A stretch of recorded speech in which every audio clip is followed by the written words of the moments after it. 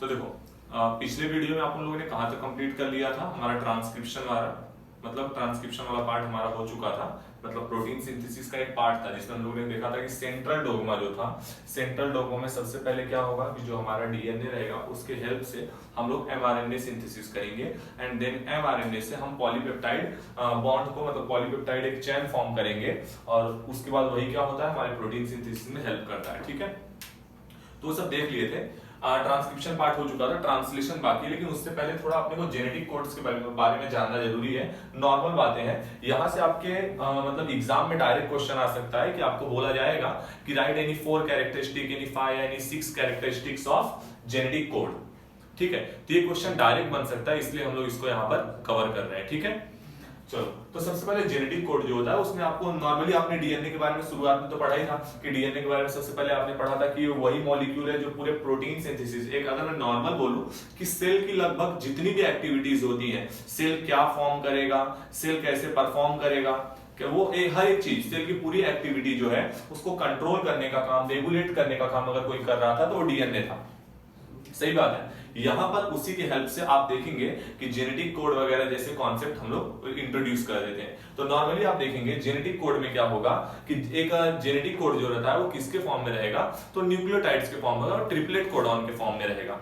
Triplet codon, देखो बात ऐसी है, ट्रिपलेट कोडॉन क्या होता है, सबसे पहले कुछ बातों को जान लेते हैं, उसके बाद ये पॉइंट्स को फटाफट हम लोग क्लिक कर लेंगे और जितने पॉइंट्स हैं उंगली पे गिन के रखना, क्योंकि आपको डायरेक्ट क्वेश्चन आया तो अगर यहाँ पर 9-10 पॉइंट्स होंगे जो भी, तो आप उसमें से कम 6 पॉइंट्स बड़े आसानी से लिख पाए। ओके, तो सबसे पहले देखिए बात क्या है, ट्रिपलेट कोडॉन क्या होता है। अगर मैं बोलूं कि ये मेरे पास क्या है, ये एक सेगमेंट है डीएनए का, सही बात है, ये डीएनए का हमारे पास सेगमेंट है जो कि 5' से 3' पे है।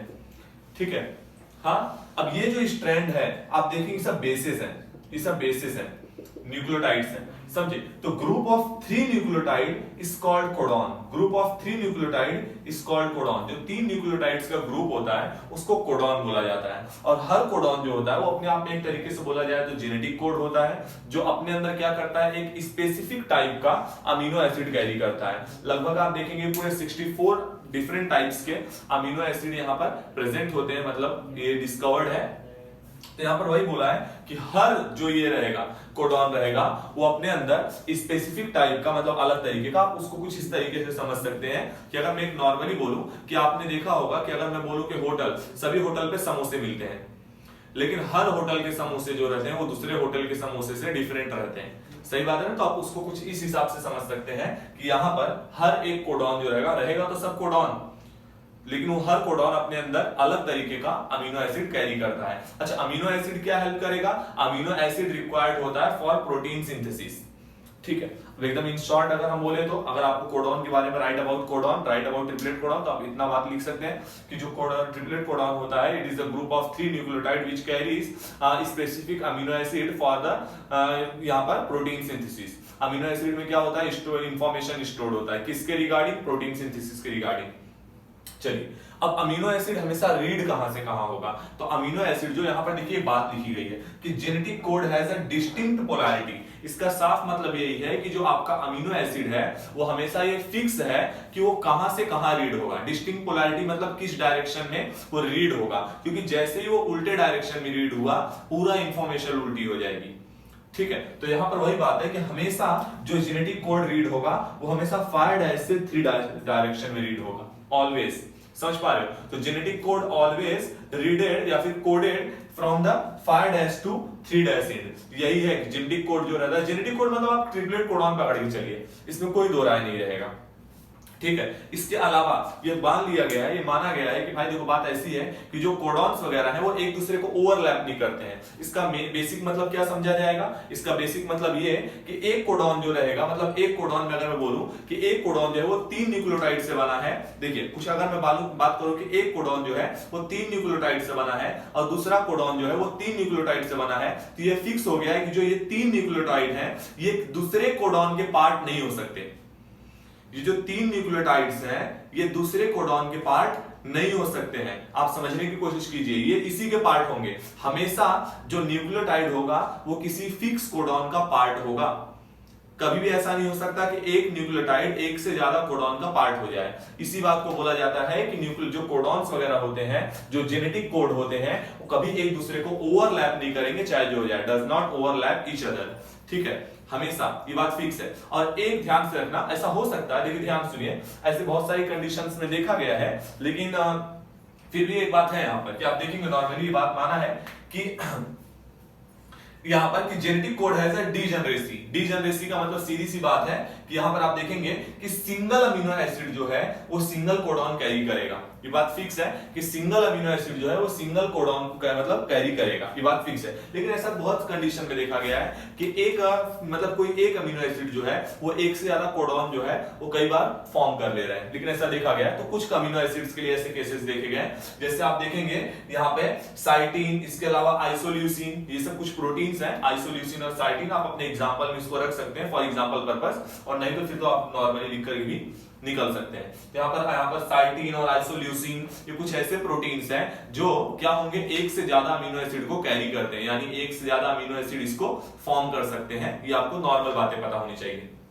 इसके अलावा यहाँ पर आप कुछ पॉइंट्स को पहले हम लोग कवर कर लेते हैं, मतलब 4-5 पॉइंट अगर हमारे हो गए, देखते हैं कुछ पॉइंट वगैरह हमसे छूट नहीं रहे और देन फिर अपन आगे बढ़ते हैं। ठीक है, तो सबसे पहला पॉइंट इसमें आप देखेंगे कैरेक्टरिस्टिक्स ऑफ जेनेटिक कोड, जिसमें सबसे पहला पॉइंट क्या है, genetic code is a triplet code. सही बात है कि जो जेनेटिक कोड है ये यूनिवर्सली एक्सेप्टेड है कि जितने भी लिविंग ऑर्गेनिज्म है, जितने भी लिविंग ऑर्गेनिज्म है, जेनेटिक कोड हमेशा ट्रिपलेट कोड के ही फॉर्म में होगा, यानी 3 न्यूक्लियोटाइड से ही फॉर्म होगा, चाहे जो हो जाए। Genetic code is always triplet code, it is universally accepted. हमेशा वो कोडॉन के फॉर्म में होगा, और हर कोडॉन जो है वो हमेशा 5' से 3' डायरेक्शन में होगा, कभी भी 3' से 5' डायरेक्शन में नहीं होगा। और हर कोडॉन अपने अंदर स्पेसिफिक अमीनो एसिड को कैरी करेगा, जो अपने अंदर स्टोर रखेगा इंफॉर्मेशन को for purpose of protein synthesis. तो यहाँ वही बात को बोला गया है कि genetic code is a triplet code, always का मतलब हमेशा कोडॉन के फॉर्म में होगा, 5' से 3' डायरेक्शन में रीड होगा, और आप देखेंगे कि वो हमेशा ट्रिपलेट कोड के फॉर्म में होगा, चाहे जो हो जाए। Genetic code always in the triplet code. Then अब दूसरा पॉइंट इसका देखते हैं तो यहां पर है genetic code has a distinct polarity. ये हमेशा फिक्स है कि जो जेनेटिक कोड की पोलैरिटी रहेगी वो हमेशा 5' से 3' डायरेक्शन में होगी, कभी भी 3' से 5' डायरेक्शन में ये परफॉर्म नहीं होगा। अगर ऐसा हो गया तो सीधी बात है, जो आपका जेनेटिक इंफॉर्मेशन है सीधा रिवर्स हो जाएगा, उल्टा हो जाएगा, और आप देखेंगे कि सब मतलब कुछ और ही बन जाएगा। ठीक है, तो कभी भी ऐसा नहीं होगा, इसकी पोलैरिटी हमेशा फिक्स रहती है कि 5' से 3' डायरेक्शन में ही कोडिंग होगी, रीडिंग होगी इसकी। ठीक है, तीसरा पॉइंट क्या है कि genetic code is a non overlapping. बहुत अच्छा पॉइंट है कि जेनेटिक कोड जो है वो कभी एक दूसरे को ओवरलैप नहीं करते हैं। मैंने बताया कि एक न्यूक्लियोटाइड जो है वो एक टाइम पे किसी एक ही कोडॉन का पार्ट हो सकता है, वो एक न्यूक्लियोटाइड कभी भी 2 कोडॉन का यानी 2 ट्रिपलेट कोडॉन का पार्ट नहीं हो सकता। यानी एक न्यूक्लियोटाइड हमेशा एक फिक्स अमीनो एसिड के फॉर्मेशन में पार्टिसिपेट करेगा, हमेशा एक फिक्स टाइप का अमीनो एसिड अपने अंदर कैरी करेगा। कभी भी 2 से मतलब बोला जाए कि 2 या मोर जो है वो अमीनो एसिड वगैरह कैरी नहीं करेगा, कभी भी 2 अमीनो एसिड का पार्ट नहीं होगा, 2 कोडॉन का पार्ट नहीं होगा। इसी को बोला गया है कि genetic code is a non overlapping. अभी हम याद करेंगे लाइन से हर एक चीज, पहले एक बार समझ लेते हैं सबको। ठीक है, इसके बाद genetic code is a commaless. आपको बताया गया है कि जो जेनेटिक कोड है यानी जो कोडॉन्स वगैरह है इसको रिप्रेजेंट करने के लिए आप कॉमा हो गया, गैप हो गया, या किसी भी पंक्चुएशन मार्क का यूज नहीं करते हैं। यानी जेनेटिक कोड को रिप्रेजेंट करने के लिए, ट्रिपलेट कोडॉन को रिप्रेजेंट करने के लिए हम किसी भी कॉमा, इसके अलावा गैप वगैरह, इसके अलावा आप देखेंगे पंक्चुएशन मार्क, इन सब का यूज नहीं करते हैं। ठीक है, इसके बाद आप देखेंगे यहाँ पर क्या है, जेनेटिक कोड है डीजेनरेसी। डीजेनरेसी का मैंने बताया मतलब कि एक आप देखेंगे जो फिक्स अमीनो एसिड रहता है वो एक फिक्स कोडॉन ही मतलब परफॉर्म करता है, फिक्स कोडॉन ही यहाँ पर फॉर्म करेगा। लेकिन अगर आप देखेंगे कुछ अमीनो एसिड जो है उसको एग्जांपल यहाँ दिया गया है कि कुछ अमीनो एसिड के सेंस में एक मतलब फिक्स अमीनो एसिड जो है वो एक से ज्यादा कोडॉन जो है वो परफॉर्म कर लेते हैं, यहाँ पर फॉर्म कर लेंगे। ठीक है, जैसे देखेंगे आप साइटिन यहाँ पर, इसके अलावा आइसोल्यूसिन हो गया, ये कुछ ऐसे अमीनो एसिड है जो आप देखेंगे कि एक से ज्यादा कोडॉन जो है इसकी सिंथेसिस कर पाते हैं, इसको फॉर्म कर पाते हैं। लेकिन इतना आपको पता रहना है कि एक अमीनो एसिड जो रहेगा वो एक ही मतलब कोडॉन जो रहेगा उसको सिंथेसिस कर पाएगा, फॉर्म कर पाएगा। देन क्या है यहाँ पर कि genetic code is a universal. ये बात सही है कि जेनेटिक कोड यूनिवर्सल है। आप लिविंग किसी भी लिविंग ऑर्गेनिज्म में देख लीजिए, जो जेनेटिक कोड है वो हमेशा यूनिवर्सल है। यानी अगर मैं बोल दूं कि मान लीजिए एक कोई भी, जैसे आप देखेंगे एयूजी यहां पर क्या है आपका मिथियोनाइन यानी स्टार्ट कोडॉन है, तो ये फिक्स है कि अगर एयूजी के अंदर कोई एक मतलब एक वो है कि भाई कैरेक्टरिस्टिक रख रहा है कि मैं वो इस तरीके का प्रोटीन बनाएगा, तो ये फिक्स है कि दुनिया का कोई भी लिविंग ऑर्गेनिज्म रहे जिसके अंदर भी एयूजी होगा वो वही प्रोटीन को बनाएगा, उसी तरीके के प्रोटीन को बनाएगा। लिविंग ऑर्गेनिज्म के बदलने के हिसाब से वो प्रोटीन अलग अलग नहीं बनाएगा। ठीक है, यहां वही बात को लिखा गया है कि genetic code is a universal. एक स्पेसिफिक कोडॉन जो होगा वो हमेशा स्पेसिफिक अमीनो एसिड को ही रखेगा, चाहे कितने भी तरह के लिविंग ऑर्गेनिज्म हो जाए। ठीक है, स्पेसिफिक कोडॉन जो है वो स्पेसिफिक अमीनो एसिड को ही कैरी करेगा। लाइक अगर मैं बात करूं कि आप देखेंगे एयूजी, तो एयूजी जो है वो अपने अंदर चाहे कोई भी लिविंग ऑर्गेनिज्म रहे, हमेशा एयूजी जिस अमीनो एसिड को कैरी करेगा वो क्या होगा, तो वो मिथियोनाइन ही होगा। ठीक है, तो यहां तक कोई दिक्कत है? Genetic code is a universal, ये भी आपका क्लियर हो गया। स्पेसिफिक अमीनो एसिड, ये स्पेसिफिक कोडॉन जो है वो स्पेसिफिक अमीनो एसिड को कैरी करता है। Genetic code is a non ambiguous, बोला गया जो जेनेटिक कोड है वो नॉन एम्बिगुअस है। नॉन एम्बिगुअस का मतलब लेकर कि आप उसको लेकर के कभी कंफ्यूजन वगैरह नहीं क्रिएट कर सकते हैं। यहां पर बोला गया है कि दो अमीनो एसिड जो है, टू अमीनो एसिड जो है can not be coded by one codon. सीधी बात है कि कभी ऐसा नहीं होगा कि एक सिंगल कोडॉन जो है वो एक से ज्यादा अमीनो एसिड को क्रिएट कर देगा, ऐसा कभी पॉसिबल नहीं है। एक कोडॉन जो है वो एक टाइम पे केवल एक अमीनो एसिड को ही कोड कर सकता है, यानी हर एक अमीनो एसिड, वही बात लिखा है, वही बात कई बार घुमाया गया है कि एक जो फिक्स अमीनो एसिड रहेगा वो अपने अंदर हमेशा एक फिक्स टाइप के मतलब जो एक फिक्स अमीनो एसिड रहेगा वो हमेशा एक फिक्स कोडॉन को ही मतलब सिंथेसिस के लिए वो करेगा, मतलब वही उसको फॉर्म कर सकता है और कोई नहीं। ठीक है, तो यहां पर वही बात लिखा है। Then initiation codon and termination codon, कि कोडॉन वगैरह कहां से इनिशिएट होता है, कहां से टर्मिनेट होता है। जो 5 डैश पे होगा उसको इनिशिएशन कोडॉन बोला जाएगा। इसके अलावा जो 3 डैश पे होंगे उसको टर्मिनेशन कोडॉन बोला जाएगा। एक्चुअली में टर्मिनेशन कोडॉन्स को टर्मिनेशन कोडॉन बोलने का पीछे रीजन ये है क्योंकि उनका एंटी कोडॉन नहीं मिलता है।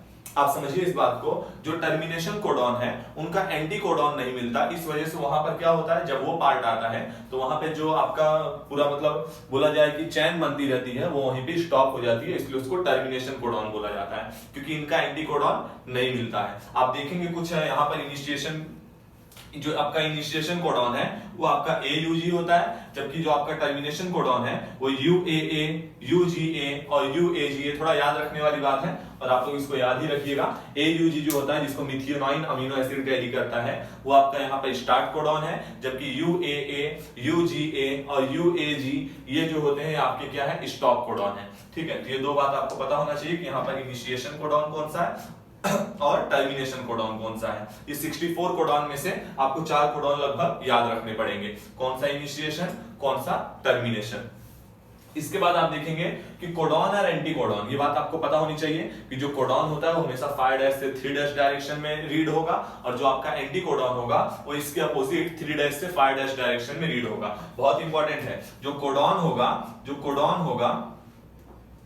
होगा वो हमेशा 3 यहाँ पर 5 डैश से 3 डैश डायरेक्शन में रीड होगा और जो आपका एंटी कोडॉन होगा वो हमेशा 3 डैश से 5 डैश डायरेक्शन में रीड होगा। इसके अलावा जो कोडॉन होगा वो आपका वो हमेशा DNA का पार्ट होगा, जबकि जो आपका एंटी कोडॉन होगा वो हमेशा tRNA का पार्ट होगा। ये आपको एकदम कंटिन्यू रीडिंग में रखना है। चलिए एक बार फिर से रिवाइज करते हैं और फिर आगे बढ़ते हैं। चलिए सबसे पहले हमने क्या देखा, हमने ये देखा कि जेनेटिक कोड जो रहेगा वो हमेशा क्या रहेगा, ट्रिपलेट कोड रहेगा, चाहे जो हो जाए वो हमेशा ट्रिपलेट कोड रहेगा, यानी कोडॉन से ही बना होगा और कोडॉन जो रहेगा वो हमेशा 5 डैश से 3 डैश डायरेक्शन में ही रीड होगा, चाहे फिर जो हो जाए। और इसकी यही बात को यहाँ पर लिखा गया है कि जेनेटिक कोड जो हमेशा ट्रिपलेट कोड होगा। देन सेकंड पॉइंट हमने क्या बताया कि जेनेटिक कोड जो रहेगा उसकी हमेशा डिस्टिंक्ट पोलैरिटी रहेगी। डिस्टिंक्ट पोलैरिटी का मतलब हमेशा ये फिक्स है कि 5 डैश से लेकर 3 डैश डायरेक्शन में ही रीड होगा, फिर चाहे जो हो जाए। 5 डैश से ऑलवेज 3 डैश डायरेक्शन में ही रीड होगा। फिर थर्ड पॉइंट हम लोग ने क्या देखा कि कभी एक दूसरे को ओवरलैप नहीं करेंगे, यानी एक सिंगल न्यूक्लियोटाइड जो है वो एक से ज्यादा कोडॉन फॉर्मेशन नहीं करेगा, वो हमेशा एक ही कोडॉन का पार्ट होगा, एक न्यूक्लियोटाइड, फिर चाहे जो हो जाए। फिर इसके बाद मैंने आपको क्या बताया कि जो जेनेटिक कोड रहेगा वो कॉमालेस होगा। कॉमालेस मतलब आप उसको दो जेनेटिक कोड को रिप्रेजेंट करने के लिए, दो कोडॉन को रिप्रेजेंट करने के लिए आप कॉमा हो गया, गैप हो गया या किसी भी पंक्चुएशन मार्क का यूज नहीं करेंगे। इसके बाद मैंने आपको बताया कि genetic code has a degeneracy, ये फिक्स है ये फिक्स है कि एक जो अमीनो एसिड रहेगा वो एक ही मतलब कहते हैं कि जो आपका ये जेनेटिक कोड रहेगा वो फॉर्म कर सकता है। मतलब एक अमीनो एसिड केवल एक ही कहते हैं कि जो जेनेटिक कोड रहेगा वो फॉर्म कर सकता है। लेकिन कुछ सेंस में आप देखेंगे कि एक अमीनो एसिड जो है वो एक से ज्यादा जो आपके जेनेटिक कोड है वो फॉर्म कर रहे हैं। एग्जांपल दिया गया है कि आप देखेंगे साइटीन और आइसोल्यूसिन, ये कुछ ऐसे अमीनो एसिड हैं जैसे कि जो साइटीन है ये दो अमीनो एसिड मतलब दो जेनेटिक कोड इसको फॉर्म कर पाते हैं। जो साइटीन है इसको दो जेनेटिक कोड और जो आइसोल्यूसिन है उसको 3 जेनेटिक कोड जो है वो फॉर्म कर पाते हैं। ये आपको पता होना चाहिए। इसके बाद आप देखेंगे यहाँ पर कि जेनेटिक कोड जो होता है वो यूनिवर्सल होता है, यानी एक जेनेटिक मतलब मैं अगर एक बात बोल दूं कि एक जेनेटिक कोड की एक प्रॉपर्टी है कि वो इस तरीके का अमीनो एसिड कैरी करता है। फिर कोई भी लिविंग ऑर्गेनिज्म रहे जिसके अंदर वो जेनेटिक कोड पाया जाता है वो उसी तरीके के अमीनो एसिड को कैरी करेगा, ये उसकी फिक्स प्रॉपर्टी है। ठीक है, तो यहां पर जैसे आप देखेंगे कि AUG हमारे बॉडी में मिथियोनाइन रख रहा है तो फिर वो चाहे जिस लिविंग ऑर्गेनिज्म की बॉडी में रहे वो मिथियोनाइन को ही कैरी करेगा। यहां वही लिखा है कि जेनेटिक कोड जो रहता है यूनिवर्सल रहता है। एक स्पेसिफिक कोडॉन जो होगा वो हमेशा स्पेसिफिक अमीनो एसिड को ही रखता है, फिर चाहे जो हो जाए। इसके बाद क्या मैंने बताया कि जेनेटिक कोड जो है वो नॉन एम्बिगुअस है। नॉन एम्बिगुअस का मतलब इन द शॉर्ट आप देखेंगे कभी ऐसा पॉसिबल नहीं होगा। एम्बिगुअस मतलब एम्बिग्यूटी, कभी ऐसा कंफ्यूजन नहीं होगा कि आपको कि भाई ऐसा कुछ है कि एक जेनेटिक कोड जो है वो एक से ज्यादा अमीनो एसिड फॉर्म कर दे रहा है, ऐसा कभी नहीं होगा कि एक जेनेटिक कोड एक से ज्यादा अमीनो एसिड फॉर्म कर दे रहा है, ऐसा नहीं होगा। हमेशा एक जेनेटिक कोड एक ही टाइप का अमीनो एसिड फॉर्म कर सकता है। यही लिखा है कि 2 amino acid can not be coded bye 1 codon. कभी ऐसा नहीं होगा कि 2 अमीनो एसिड केवल एक ही कोडॉन से बने, ऐसा कभी नहीं होने वाला। ठीक है, उसके बाद आप देखेंगे इनिशिएशन कोडॉन और टर्मिनेशन कोडॉन। तो इनिशिएशन कोडॉन क्या होता है तो आपको पता है AUG जिसको जो मिथियोनाइन एसिड कैरी करता है उसको क्या बोला जाता है, इनिशिएशन कोडॉन बोला जाता है। और जो आपका क्या है जो अमीनो एसिड है जिसका आप देखेंगे जैसे UAA, UAG और UGA ये आपका टर्मिनेशन कोडॉन है। इसको टर्मिनेशन कोडॉन इसीलिए बोला जा रहा है क्योंकि इसका एंटी कोडॉन जो कि tRNA लेकर आता है वो लेके नहीं आता। इसका tRNA के पास एंटी कोडॉन नहीं है, इसलिए यहां पर आकर रिएक्ट मतलब जो एक फॉर्मेशन होता है चैन वगैरह का वो क्या हो जाता है, स्टॉप हो जाता है। तो इसलिए इसको क्या बोला जाता है, टर्मिनेशन कोडॉन बोला जाता है। बाकी कोडॉन और एंटी कोडॉन के बारे में कुछ जान लेते हैं। तो कोडॉन जो रहता है वो DNA का पार्ट होता है, जबकि जो एंटी कोडॉन रहता है वो tRNA का पार्ट होता है। कोडॉन जो होता है वो ऑलवेज 5' से 3' डायरेक्शन में रीड होता है, जबकि जो एंटी कोडॉन होता है वो हमेशा 3' से 5' डायरेक्शन में रीड होता है। तो यहाँ पर इतनी बातों को हमने एकदम क्लियर कट समझ लिया है। अब यहाँ पर इसके बाद अगले वीडियो में हम क्या करने वाले हैं तो वहां पर हम ट्रांसलेशन वगैरह पूरा एक मतलब देखेंगे कि क्या कैसे चीजें होती हैं। लेकिन फिर भी ये इंपॉर्टेंट है, हो सकता है यहाँ से आपके क्वेश्चन वगैरह फंस जाए। तो चलिए ठीक है, धन्यवाद।